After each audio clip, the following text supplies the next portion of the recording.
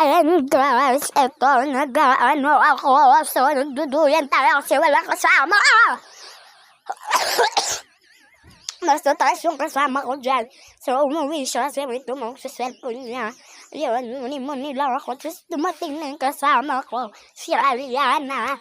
Tapos, aakit ako daan.